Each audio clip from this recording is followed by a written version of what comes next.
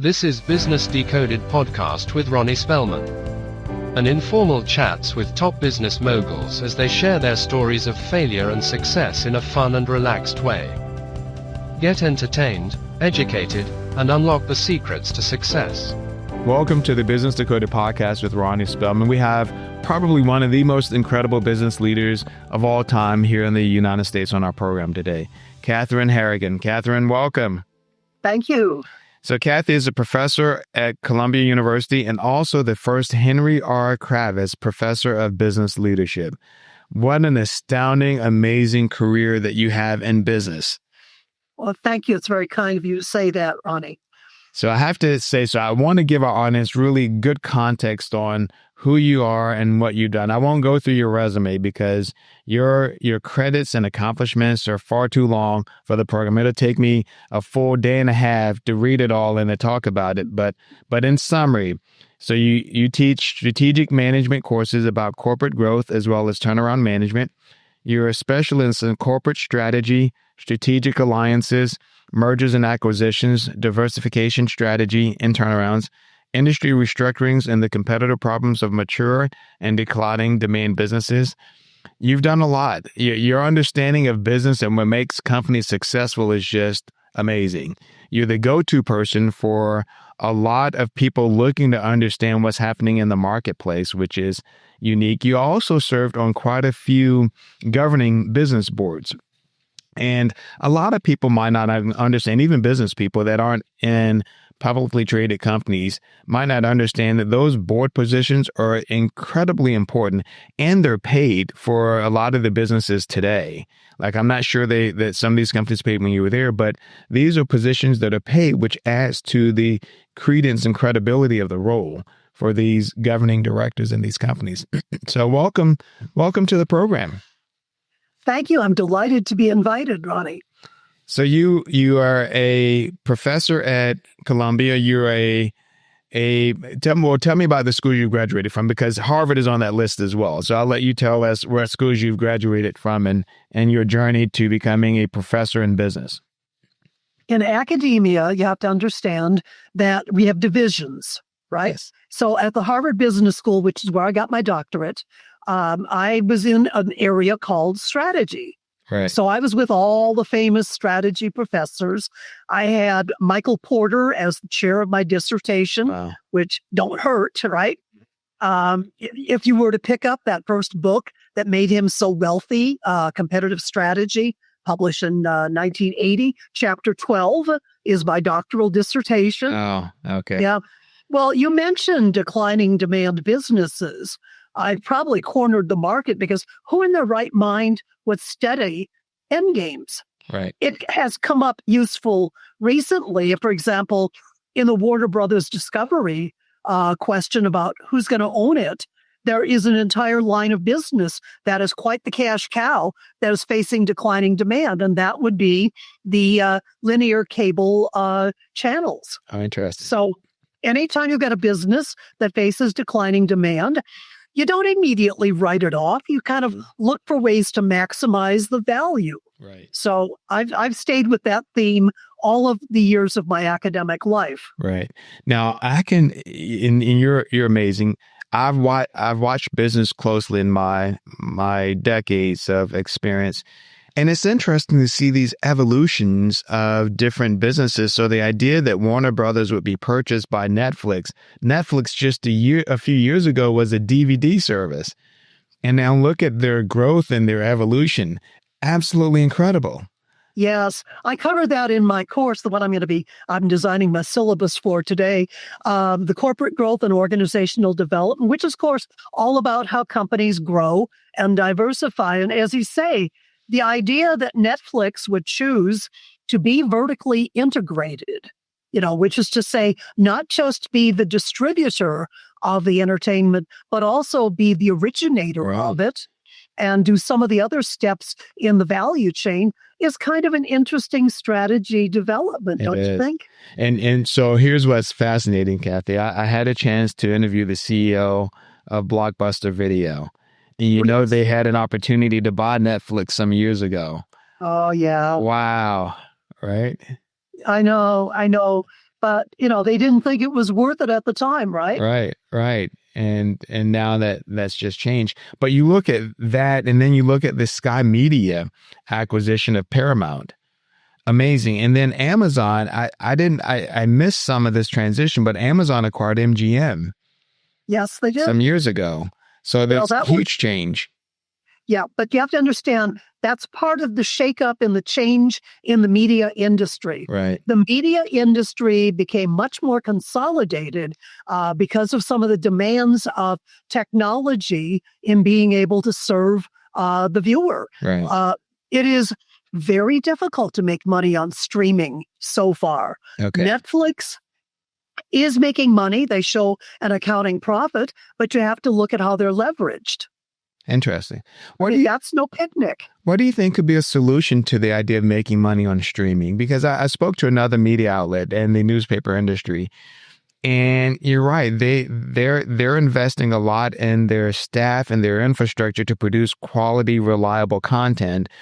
And especially with AI now, AI just pulls their information, doesn't necessarily give them credit for the information, and it certainly doesn't give them revenue from that information. Right. And it becomes a hard business to grow and manage. Yeah. Well, the only way to make more profit on streaming is to charge higher prices. Right. That will not make consumers happy. Right. So we're going to have to think about something else. Podcasts are so popular, even monkeys are doing it. 75% of Americans listen to podcasts monthly. That's 210 million people in the United States alone. And yes, podcasts are profitable. Joe Rogan is making $30 million per year. Your content, your knowledge is worth sharing. Don't just dream it, do it. Visit andycostafilms.com/podcast and turn your content into leaks.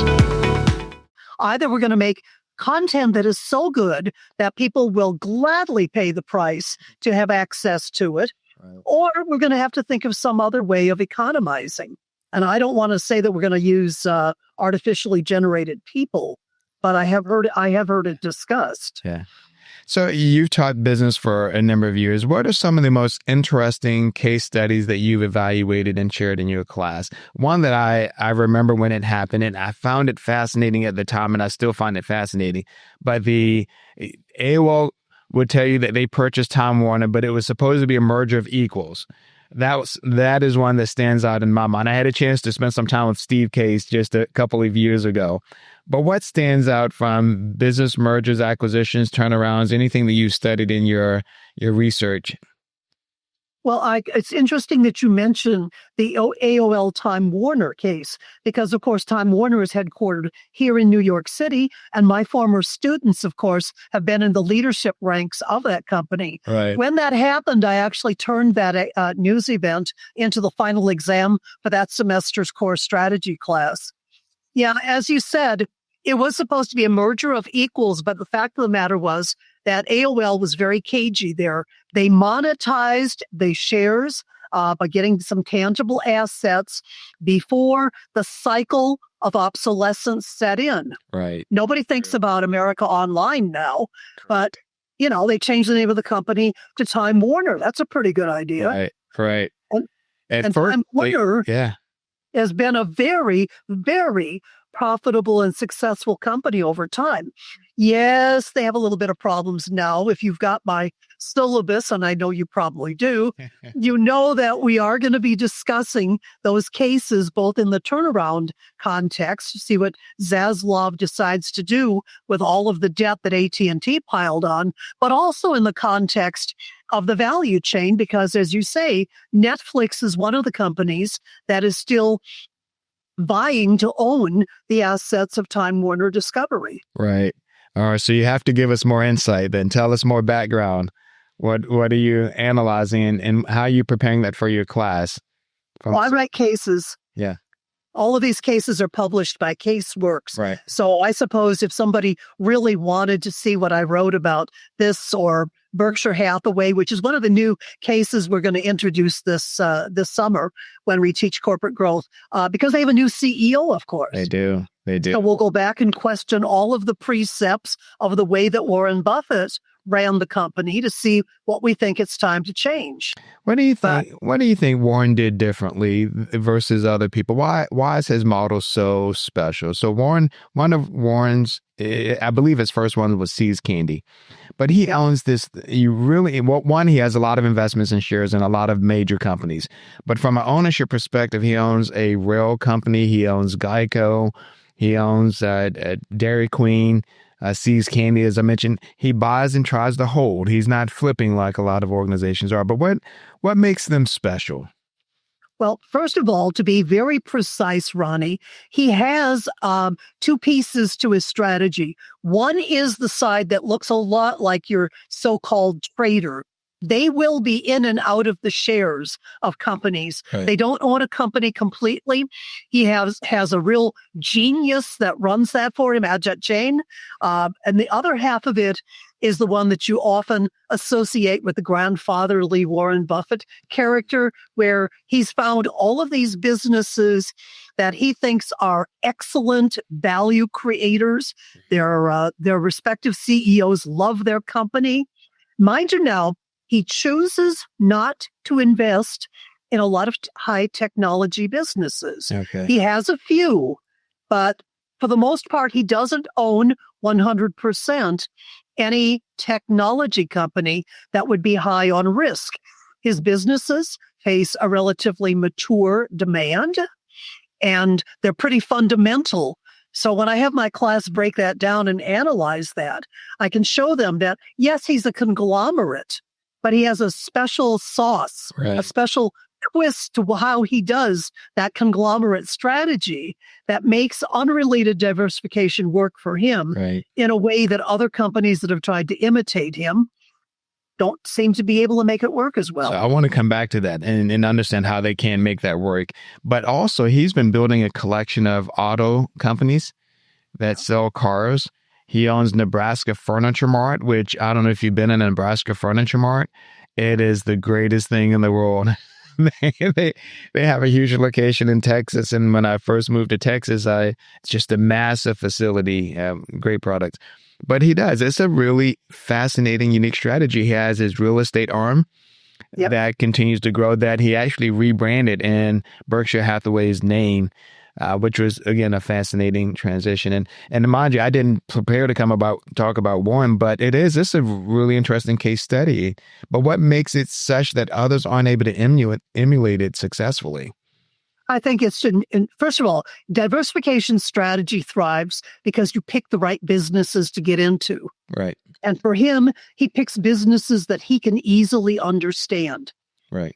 You know, he's probably more of a Luddite than I am, and therefore he's not going to stretch too far in understanding what makes some of these fintech plays work in a particular way. And if you can pick the right businesses that are run by the right people, you don't have to worry. They can not interact with each other. Each of them can be run as if they were a standalone company. And he takes all of that grief, all of the things we were discussing about why you might want to be owned by a private equity company, because then you don't have to do all of that irksome paperwork, right? And he does it for you. That's true. Now, how do you think maybe the 80s differed at a GE versus a Berkshire Hathaway? Because when I look back at GE, they grew enormously as well back in those late 70s, 80s, 90s-ish under Jack Welch. And they owned everything from light bulbs to clothes washing machines and engines and a finance company as well.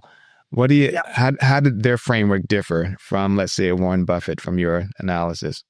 Well, again, the choice is in what businesses they chose to get into. In the context of the 1970s, that was a time when deindustrialization of the United States was strong, but the internet was also nascent through the 1980s. That's true. Yes. So if you were in the right place at the right time with the right assets to offer to startups, and for that money would be what he could offer. Right. Then obviously that's why he allowed General Electric during the 1980s to become so dominant in financial services. Right. Yes, they were still the fundamental GE model of large infrastructure projects that only the big boys could do because they were playing against governments, building national economy infrastructures. But the exciting part of it that the market valued so highly was the financial services. Right. And he was in a lot of them. He was almost like a financial conglomerate just in financial services. Let's not even talk about aircraft engines and medical technology and all of that, that stuff that he did do in industrial settings. Right. Absolutely amazing ascension there for GE. Just really neat to watch that evolution. Now, where would Jack Welch rank on your list of great leaders in business? He was the right guy at the right time. Okay, that makes sense. And that is he was not afraid to be tough, to demand a lot from people. He was very clear about what he wanted. He made it easy for people to understand what was expected of them. And he was empowering in the sense of being able to break all the roadblocks if people could not get their job done because they had to interact with some other part of the organization. Right. The difference between Welch and Buffett is Buffett does not expect anybody to interact with another line of business. Okay. It's not part of their measurement system. Each company in Berkshire Hathaway can be a standalone company, but at GE, it was for a time an explicit part of their strategy that you were expected to interact with other parts of the organization. And that's the synergy chase. Managing synergies is challenging. Right. Right. Yeah. It is. And, what's fascinating as well to see all the people that spawned out of GE to go on to lead companies like Larry Bossidy and Bob Nardelli over at Home Depot and what they've gone to do. It's kind of like looking at Nick Saban in college football and all the coaches that are leading their respective colleges that came out of his methodology. Well, see, that was one of the hallmarks of GE under Welch. Also, he believed that it was his job to produce great managers because he didn't know what they were going to acquire next. Right. And therefore, he had to have I joke, I call them ladies in waiting.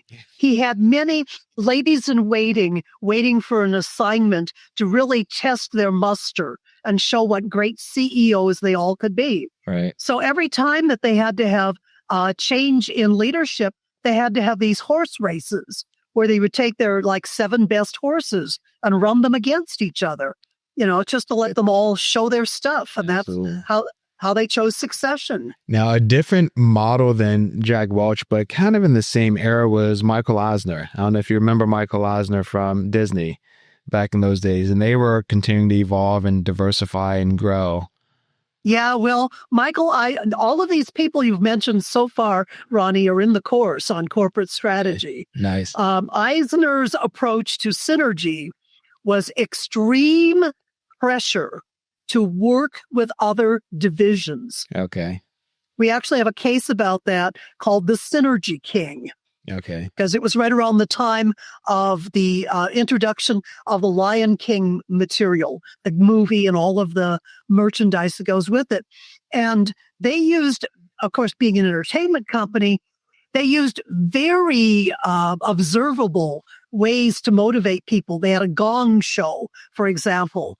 A cast of 100 used to have to stand up and tell people what they were doing that was crossing over the boundaries between the different parts of the Disney empire. Right. So, Kathy, how did you end up in this space? Where did you grow up and what directed you to business at the time that you got involved in business? This is a really, intense and specialized and complicated place to be. And you were one of the first. I was one of the first women. Yeah. Yeah. I grew up in the Midwest. I'm from both my parents are from farming backgrounds. So I always say that I'm very strong in agribusiness, which is true that I know a lot about agribusiness, everything that goes along with providing food and that value chain.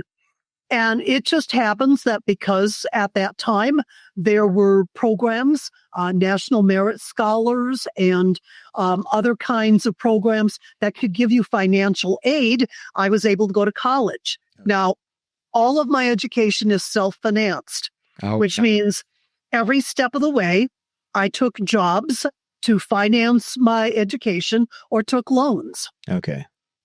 So that means that every once in a while I had a little dip to work with an organization to learn a little bit about their leadership. And so it was logical.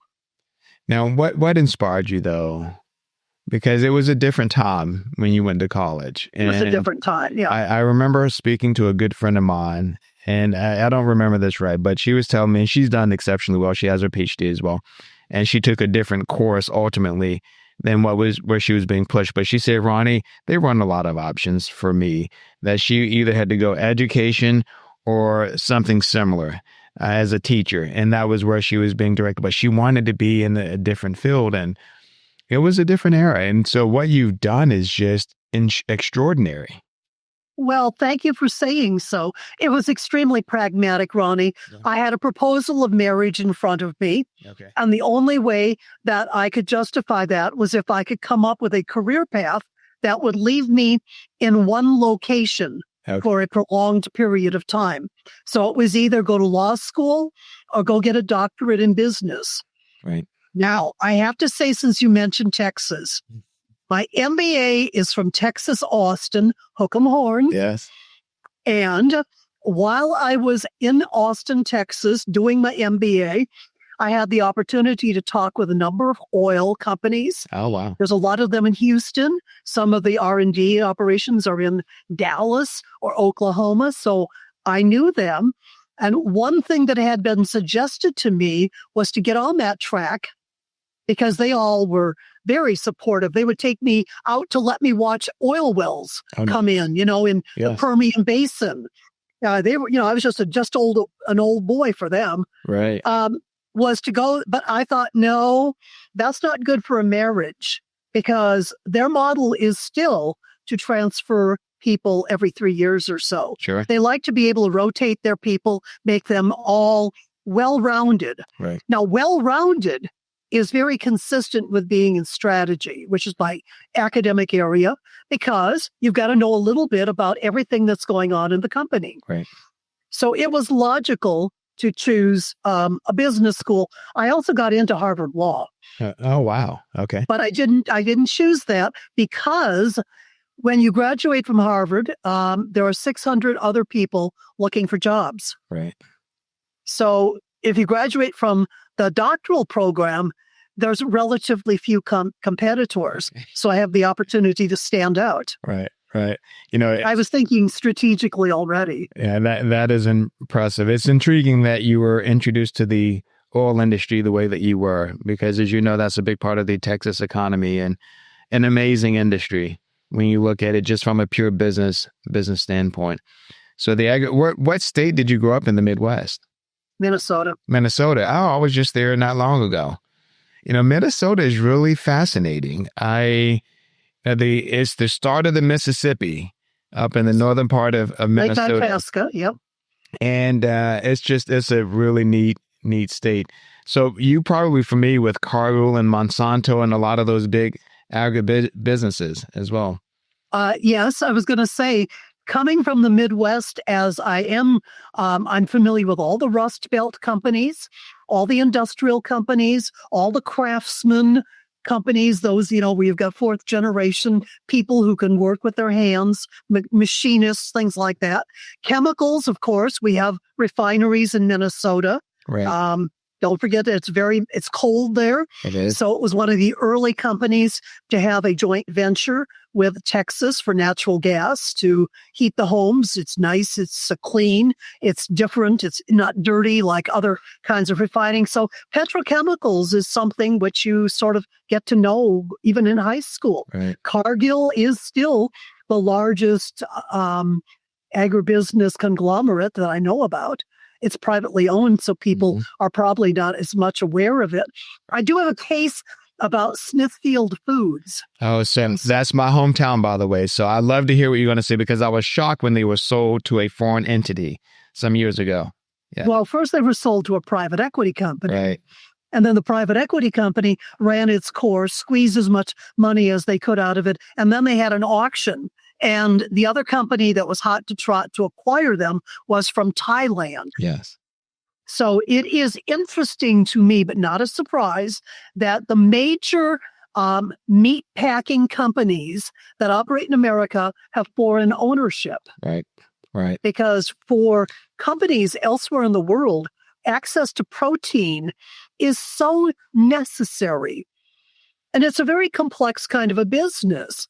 You know, agribusiness is very much an example of vertical integration. You have the farms, you develop either a strain of crop, that would be the genetic modification of a Monsanto, for example, or you develop a strain of piglet, if you will. They're Smithfield. They've got their own patented genomes for raising those piglets. And then, of course, you have to package those after you do the slaughtering. Right.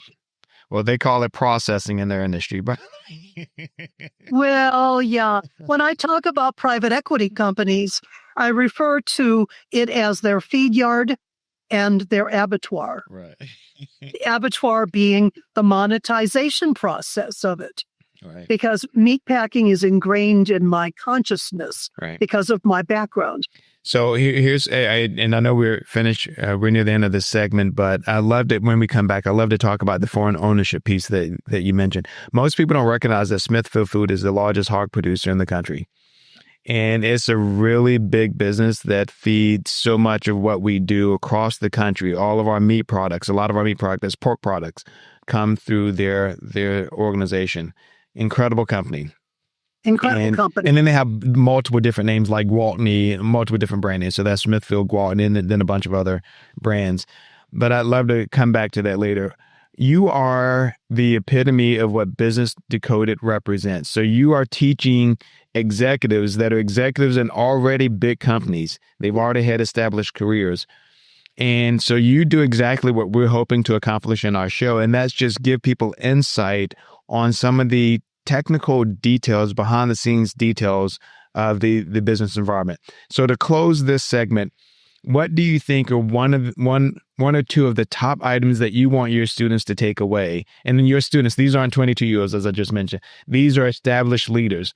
What one or two items do you generally like for them to walk away with when they go back into their COO, VP position at their organization? I always hope that they will be very critical of the businesses that they are currently invested in and decide whether or not they make a legitimate contribution as a corporate parent to those businesses. I always say it might be time to break a couple plates, because some of these people should no longer be in the training camp. They should be out earning their own way or in the hands of some other better corporate parent. Let me ask you this, and we're going to close with it, and then we'll have you on the program next. How do you help them through your class to feel comfortable with breaking a plate? I find that so many senior leaders are really reluctant to put themselves out there that might cause them to either lose a job in their mind or have to make a difficult decision that might compromise what they've been able to build thus far. Like making those tough decisions, they can go one or the other way really quick. And sometimes I think they're afraid to make those decisions. Well, Ronnie, what you're describing is barriers. Yeah. Obviously, barriers to exit, barriers to implementation. Right. It's why things don't get done. Exactly. So we talk about that candidly. In an MBA program, there are actually classes to help you break bad news to people. Right. Right. But it's having the ferocity to see it through and get it done. I love it. Well, Kathy, I can't wait to come back to you and discuss more of those ideas on the next program. You mentioned something before we began speaking about the baby boom. I want to talk about all of that in our next segment, but thank you so much for joining us on this episode of the Business Decoded podcast. Thank you, Ronnie. This was a lot of fun. Absolutely. Thanks for joining us on Business Decoded with Ronnie Spellman. Thank you for listening to Business Decoded podcast with Ronnie Spellman. Please be sure to subscribe and share and stay tuned for more incredible Business Decoded episodes.